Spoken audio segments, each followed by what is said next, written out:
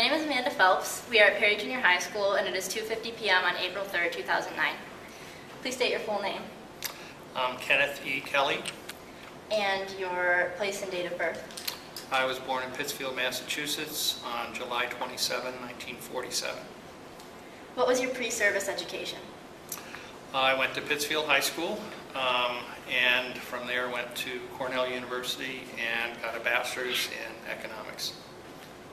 What was your pre-service occupation? Student. I was a college student. I also was in ROTC while I was there, Army ROTC. When did you enter service? In August of 1969. And did you draft or enlist? I was in ROTC, so I guess you could say I signed up through the ROTC program. I was not regular Army, I was reserve. What branch of service were you, and was there a reason why you chose it? Yes, I was in the Army, and the reason I chose the Army was they had a 2-year active duty requirement, and the other services had 3 years or 4 years, and I knew I did not want to make a career out of the military. Where did you receive your basic training? I went through officers' basic training at Fort Polk, Louisiana. No, it was Fort Benning, Georgia, and that was right after I reported on active duty. That's where I went. What were your dates of service? It was August 1969 through, I was discharged in June of 1971. What was your specific training? I was, it was infantry. Probably 80% of us coming out of the Cornell University ROTC program in 1969 got infantry branch assignments because they were losing so many infantry lieutenants in Vietnam at that time. What was your unit? I was in the Americal division in Vietnam, and 4th at the 21st. How would you rate your training? It was rigorous. The physical demands were strenuous. The classroom part of it I did not find real challenging after 4 years at Cornell, where we were pretty highly challenged.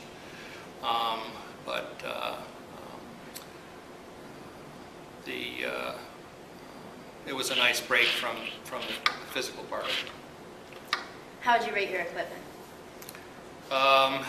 It was first rate.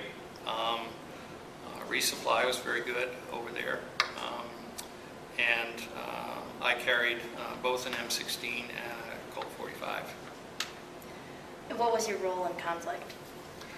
I was an infantry platoon leader for the first 6 months while I was there, and then for the final 4.5 months, I was an S4, which is in supply and logistics, supporting troops. But I was on a rear fire base during that second part of my tour for most of the time. What were your feelings about going into combat? I did not want to. I had been active in the anti-war movement in college while I was a student, even though I was also in ROTC. I had taken a course in the history and government of Southeast Asia during my senior year in college, and it impacted me significantly about my feelings about Vietnam, so much so that I volunteered for service in Korea. I did not believe in what we were doing in Vietnam, but when I got my orders to Vietnam, which was later, I did appeal those orders up a couple of levels, and was finally told that I would not be successful on my appeal because it was not based on conscientious objection, and if I took my appeal any further, I would likely lose my security clearance, which would significantly limit what I could do both in the military and after I was discharged. So I dropped the appeal. I was afraid. I certainly had been following what was happening in the war, and I knew I was at risk. Did you receive any medal or citations? Yes.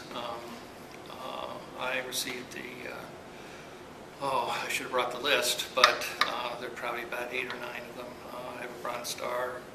I have Air Medal with Oak Leaf Cluster, Purple Heart, ARCOM, and several other awards. How did you keep in touch with those at home? Through mail. We would write home pretty regularly. Stamps would not work over there. They stuck to anything. So we just wrote free on the envelope and put it in the mail bag, and we got resupplied every 3 days when we were out in the bush, and we'd drop it in a mail bag, and they'd take it out, and they'd bring the mail in for us.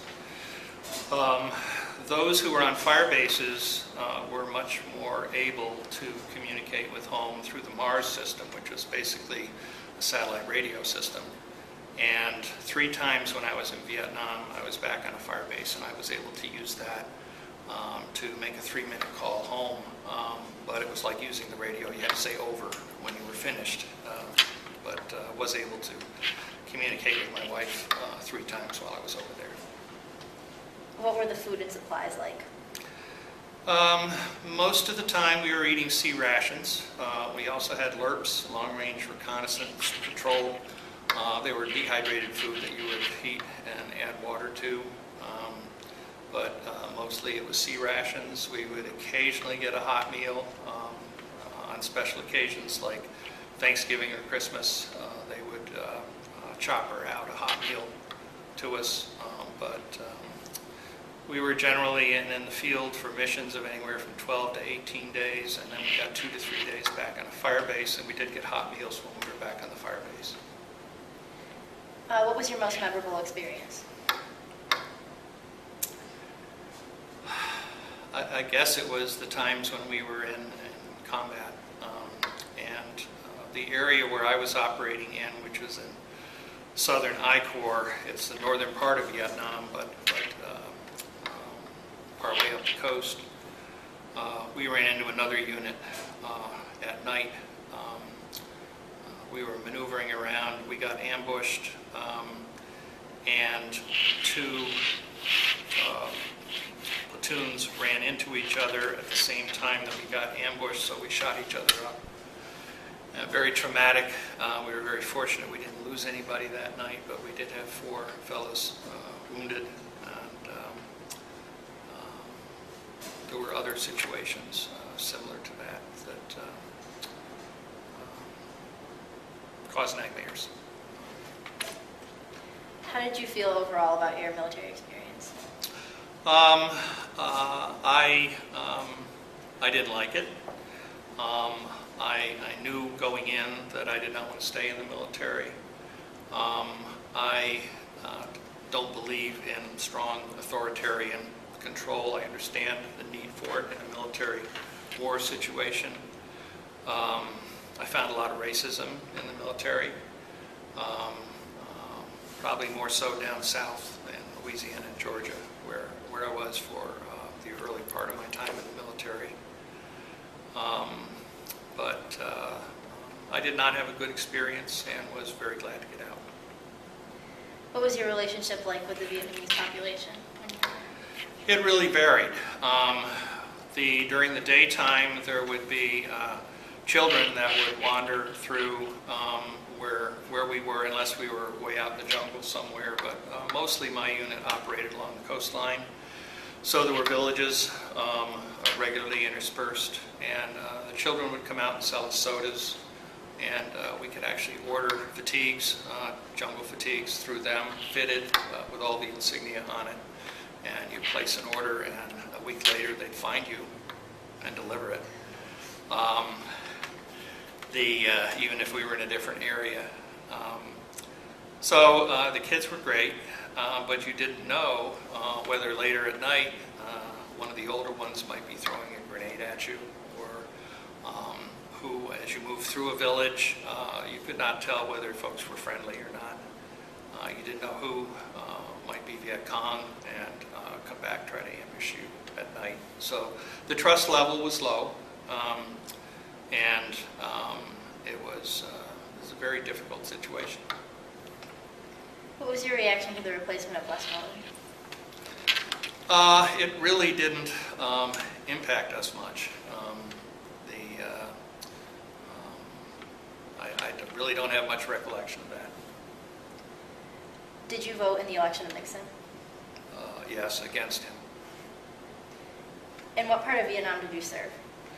The Southern I Corps, and I also got up along the DMZ for part of my tour later in the tour, and out almost to Khe Sanh on the northwestern border of Vietnam.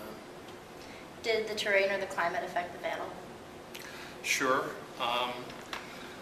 When I was in ROTC and signed up, I was told that because of my vision, which is worse than 2200 uncorrected, I'm correctable to 20/20, that I would not be eligible for any of the combat arms, which are infantry, artillery, that put you out there most at risk. So I figured my plan was I would have a quartermaster or finance corps job. I could earn some good leadership experience and not be exposed to combat. They changed the rules my junior year in college, did not tell any of us. So in our senior year when we got our branch assignments and I got infantry, I appealed it because I thought that was a mistake. And they told me, no, they changed the rules last year. That's the way it goes. I don't have strong, fond feelings for the military. How did you feel about the rotation system? It was very important to us that we only had 365 days over in Vietnam. You could ask any GI over there how many days he had left, what was his DEROS, and he could tell you how many days he had left on the day he was going home. We all counted that. That was very important. When you had not too many days left, you were called short. Meaning you had a short tour left. And what we tried to do, both as officers and as enlisted, is put those folks less at risk. Try to get them a real job, or don't put them up on point, and try to get them home. How did you feel about the peace movement and draft resistors? Well, I was one. I was part of the peace movement. Before I went over, I got very active in the Vietnam Vets Against the War. When I returned and went back to grad school at Cornell, I was the chapter co-coordinator at Cornell. I had a cousin who had gone to Canada to escape the draft. I respected him highly. That was a very tough decision for him. I strongly respected and supported the folks who were protesting the war and trying to get us home. I did not believe in what we were doing over there. I felt it was going to be a failure anyway, and all the lives and the injuries were a waste. So you believe that American involvement in Vietnam was not justified? That is true. What did you do when you arrived home? Hugged my wife and escaped up into Vermont for a few days. It was very good to get home. Then I went back to graduate school. That summer I took a couple of courses at Ithaca College, and then went back to grad school at Cornell to get a master's in college student administration and counseling. What was your post-war occupation? I was a graduate student for the first 2 years, and during the second year of my graduate program, I was a residence hall director at Cornell. And when I finished my master's degree, I stayed in college student development and was a residence hall director at Boston University. And then I went on to be director of student activities at Suffolk University in Boston. And from there went down to George Mason University in Northern Virginia and was director of student activities there. Worked on my doctorate in higher education administration part-time while I was there, and became associate dean, and then moved on to dean of student roles at Fairmont State College in West Virginia, Bristol Community College in Massachusetts, and where I am now as dean of students at Utica College. Do you still belong to any veterans organizations? No, I don't. Have you attended any reunions? No, I haven't. Did you maintain any contacts with friends made while in service? Yeah, I stayed in touch with several of the guys in my platoon after I got back for a year or two. We wrote letters back and forth. I've lost touch with all of them. My company commander, when I was an infantry platoon leader, recently contacted me. He tracked me down. He is writing a book on his experiences and asked me for any pictures that I had from our tour in Vietnam, because he had lost all his during the monsoon. So I went back and I found my pictures, turned them into JPEGs, put them on a disc, and sent those out to him, and also found my old letters that my mother had kept that I had written home from Vietnam, and read back through those, taking notes and writing up some excerpts from those to share with Mitch Catula, my company commander, and he will be inserting some of those, my understanding is, in the book that he's writing on his experience. I have a copy of those that I'll share with you when we're done with the interview. Have you read any books on Vietnam or seen any movies? Sure. What were your reactions to them? Well, I read a lot of books after I got back. As part of my research, I did my master's thesis on the adjustment problems of Vietnam veterans in higher education. So I studied the post-Vietnam syndrome that a lot of veterans were experiencing, because I was experiencing much of that myself, with nightmares and difficulty sleeping and other issues. So I did a lot of work on that. I've seen some, but not all, of the movies that have been made on Vietnam. And I guess what I would say is every Vietnam veterans war was a different war. It depends on where you were, what time you were there, what your role was, what unit you were in. Some veterans were in heavy combat most of the time, like you see in the movie Platoon during the Tet Offensive of '66. Some veterans, like myself, we mostly had to worry about booby traps and ambushes. We very rarely, if ever, ran into large units operating the area we were in. It was mostly small Viet Cong units. So that was what we mostly had to worry about. Many veterans had rear jobs, so they never got out of the bush. They had a very different experience. They got hot meals every day. They had showers. We didn't get a shower for 16 days. We all smelled bad, though, so it really didn't matter to us. Have you visited the wall in Washington? Yes, I have. And I did lose one of my platoon members. It took probably 3 or 4 years before I was ready to visit the wall. And I guess this might be a good time for me to share just an excerpt from my letters home about that. This was written on December 12th, 1970, in a letter that I wrote home to my mother. We hit a booby trap, probably a grenade, tripwire through a puddle on a trail on our way back in after a mission. 3 or 4 wounded from shrapnel, including me in the left shoulder. But Caesar, a recent transfer from another unit who'd only been with us a couple of weeks, took the brunt of the blast. He was right in front of me, and the blast knocked us all on our ass. He and several others were medevaced out. We heard his legs were amputated. Then I heard on the radio later that he'd died from kidney failure. I wrote later, much later, when I got back to the world and felt ready, much later, I visited the wall in D.C. and I found him. On panel 6W, line 116, Corporal Thomas Charles Caesar from Highland, Indiana, 20 years old. He was a really nice fellow.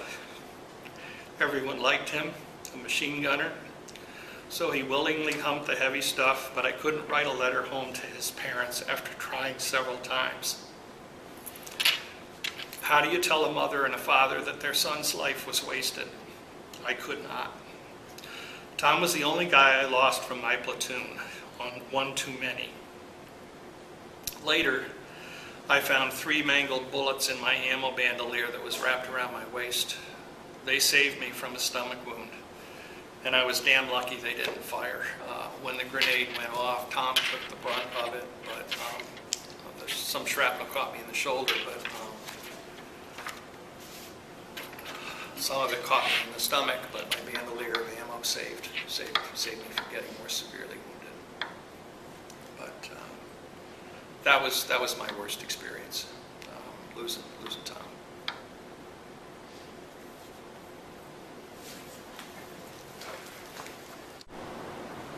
How did your military experience influence your life?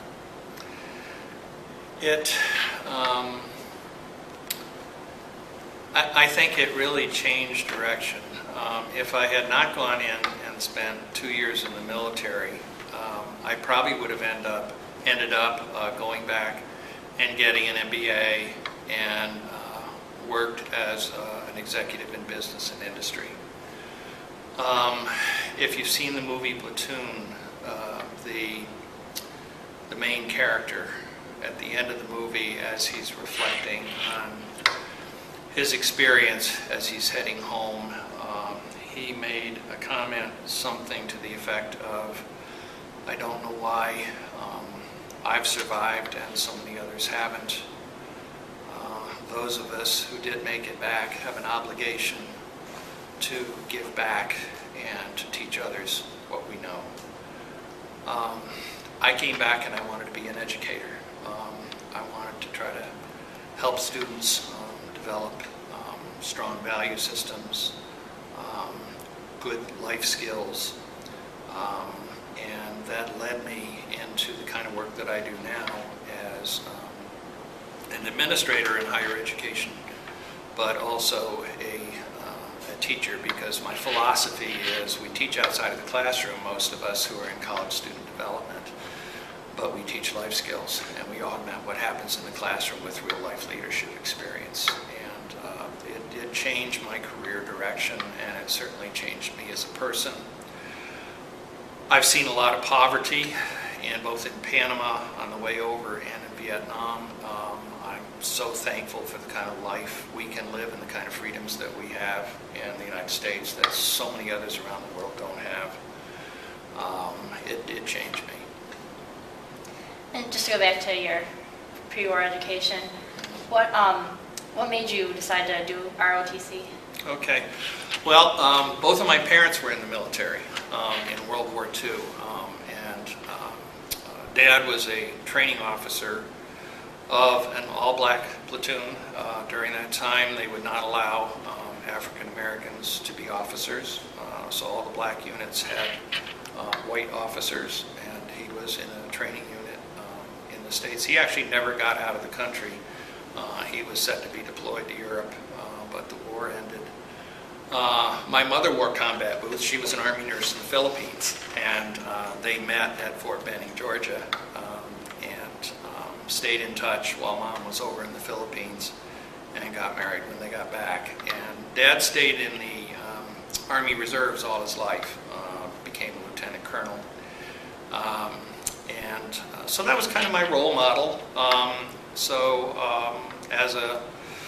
As a freshman going off to college, I got a little extra money for being in ROTC, and just seemed like the right thing to do. Also, I knew that if I was not an officer in ROTC in college, I would be drafted as soon as I graduated and go in as a grunt.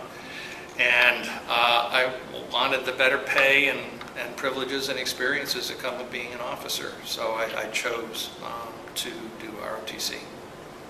And you had mentioned to your cousin that you respected so much that went to Canada to dodge the draft. What made you what made you feel obligated to go through with it? My alternatives were different than his, because I was already in the military. I had already signed on the dotted line that I would follow through, accept my commission, and serve my 2 years active duty. It wasn't until I got my orders for Vietnam that I considered doing something else. But at that point, that would have been desertion. And the penalties for desertion were huge. And if I were to go to Canada, I couldn't come back. I thought I could manage it in a way that I could put myself less at risk even though I had an infantry assignment. So I volunteered for heavy mortar platoon school. And I received that training. They sent me back to Fort Benning, Georgia, to learn how to be an officer in a 4-deuce mortar platoon. Did well with that, so thought when I got to Vietnam I'd probably get an assignment with a mortar platoon. And when I got to Vietnam, the unit I was assigned to had just lost 2 infantry lieutenants and needed infantry lieutenants as infantry platoon leaders, and they had a good sergeant running the mortar platoon, and they were fine with that, so out I went. What I didn't realize is your first part of your tour as a mortar platoon leader is you're a forward observer accompanying an infantry platoon, so you're out in the bush anyway. It's just later you get to be on a fire base. And you spent 6 months in the bush? Yeah, I did. How was that? What was daily life like? Well, I had done a lot of camping and hiking when I was younger, so I was used to being outdoors and camping. But we would sleep on the ground. We each carried a poncho, and we would snap 2 of them together and make a little pub tent and sleep in there at night. When we were out in the jungle or out on the beaches, sometimes we wouldn't even set those up. During the monsoon season is when it got pretty difficult.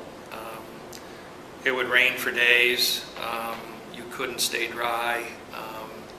Your feet got all messed up. I had sores on both of my hands and my feet. We had to actually medevac some guys back who got jungle rot so bad that they had to be sent to the rear to dry out. I still have fungus problems with my feet as a result, and actually my wife has gotten it from me. So that she now has the same problem. It was hard to keep anything dry during the monsoon season. There were times we could not get our resupply because the choppers couldn't fly, and of course we worried then that if we got hit and we got wounded, could the medevacs fly? And the medevacs would try, but that was something we worried about. I remember one time it had been raining so long that so much had flooded. We were about 3 days overdue on our resupply. We had no food left. So we decided to walk our way out from the jungle area where we were. And we had to cross a rice paddy area on the dikes. And if you slipped off the dike, you were totally underwater. We were up to our shoulders walking on the dikes with our weapons overhead as we watched the snakes swim by right in front of us. And there were some pretty nasty snakes out there. Did you have a lot of trouble with wild animals? We didn't have a lot. We got charged by wild boar once. That was pretty scary. I've been charged by water buffalo because there were water buffalo, in the rice paddies. But if you went into a ville and you spook one, he would come at you. We were able to duck around a corner, and we really had very strict orders: don't shoot the water buffalo, don't shoot the animals, the domesticated animals. So my unit at least never shot one. We did have a period of time when we knew there was a tiger in the area because we would see the cat tracks, and they were huge. The cat tracks were probably this big. And we'd see them down by the water hole at night, and there we are, we're sleeping out of the jungle. We actually heard roars one night. One morning, one of our Claymore mines exploded. We would set up booby traps on our outer perimeter at night with tripwires, and we thought a Viet Cong had walked into one, so we threw some grenades out and fired up the area, and walked in there the next morning, and we had gotten a tiger, and I don't know whether you can see this on the camera, but it's a full-size Bengal tiger that walked into our Claymore mine, and this is my platoon.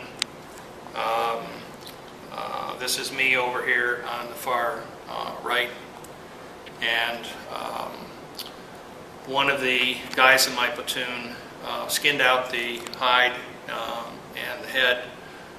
We put it in an empty mail bag, called a chopper, had it airlifted into the rear, and the guys in the rear salted it down, and we're going to dry it out, and it was the guy who set up the Claymore. It was his tiger.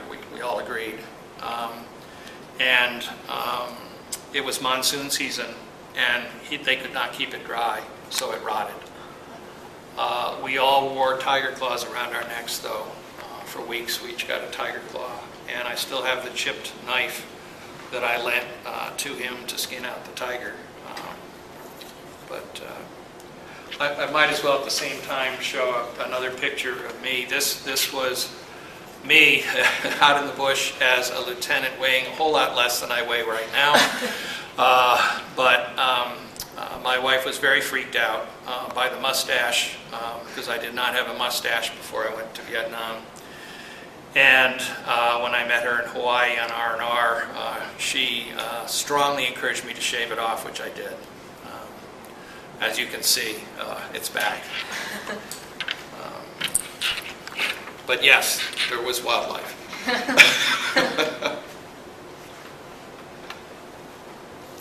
One of the things that you haven't asked me about is something I think I'd like to share from the thesis that I did on the adjustment problems of Vietnam-era veterans in higher ed, because the Vietnam War, while similar to many other wars, the way we came back from it was very different. And the attitude of the American public and the world was very attitude about whether the war was supported or opposed. And as a result of that, it's a lot more difficult to find a Vietnam veteran who is willing to talk about their experience.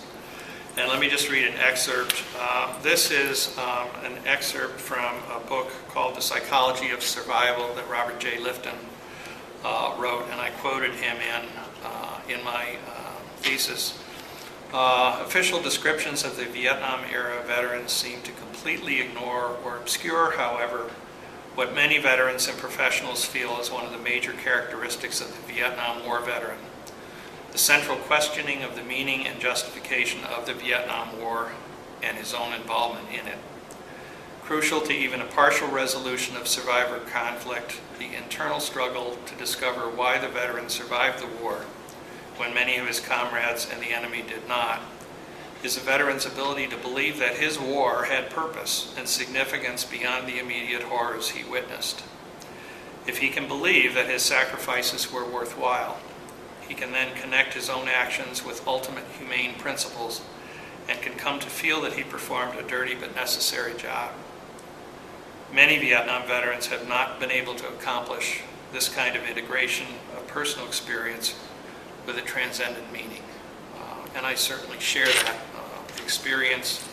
I do not believe that my efforts over there were worthwhile. And when we came back, we all came back individually and just melted back into society, unlike some of our other wars where veterans came back as a unit and were welcomed with homecoming parades and much gratitude. Many folks thought we were baby killers, or they attributed that to the average veteran, and that was by far not the case, certainly when I was over there. But we had a very different experience coming back, and most of us will not talk about it. Did you, like, when you did your anti-war work after the war, were they accepting that you had been there? Oh, absolutely, yeah. There were some folks who questioned, well, why'd you go? you know, that was nuts. But I felt I had even more legitimacy to speak out against it, having experienced it.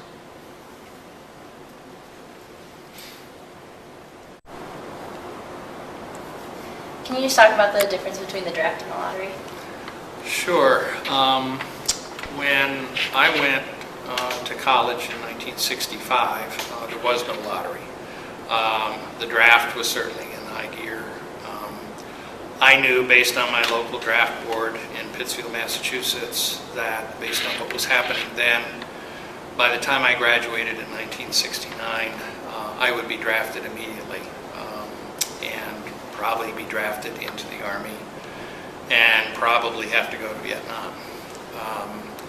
I therefore elected for that and other reasons to join ROTC. The shift to the lottery, as best I can recall, occurred my senior year in college. And I do remember sitting in the student union at Cornell the night they drew the lottery numbers. And the large facility there was packed. The gals were there with their boyfriends. Everybody knew who had what birthdays. And as they would draw lottery numbers, people would either cheer if it was a high number because they knew they wouldn't get picked, or if they got a low number, they'd be devastated. The women were very affected by it as well because most of them had boyfriends who were at risk. Back then, very few women in the military, so it was kind of a guy thing. But I know that from that point on, there were a large number of folks who, because of the lottery system, didn't have to worry about it, whereas everybody was impacted by the potential of getting drafted up until that time. That, I think, became the transition to the all-volunteer Army in a lot of ways. And I'm glad today there's no draft. I have a son and 2 daughters. My son did not have to be exposed to that, or my daughters. None of them did ROTC. They know my experience. I got a lot of good leadership experience out of ROTC, I have to say that, but it was a very difficult way to get it. Do you have any final thoughts? People ask me what movie best reflects what really happened in Vietnam, or similar kinds of questions. And every Vietnam veteran, I think, has a different experience. Depending upon when you were there, I was there in 1970, 71. I know folks who were there during the Tet Offensive of 1966. They experienced a very different war with large NVA units, lots of contact. When I was there, we mostly had to worry about booby traps and very small Viet Cong units with ambushes. If you were there as a grunt, you experienced war somewhat similar to I did.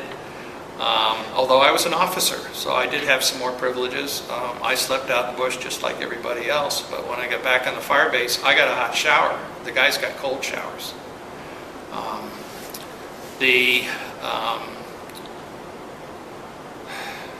There's one other thing I wanted to share. Where you were in Vietnam had a big difference, made a big difference, and what kind of role you played. If you were on a fire base or you were in a transportation unit, you may be driving gasoline trucks along a highway that gets ambushed a lot. That's a very high-risk role. You might be a cook on a fire base. It's a very low-risk role. You may be a payroll clerk. So you really can't ask what is the typical Vietnam experience, because we all experience something different. I guess that's what I'd close with. Thank you.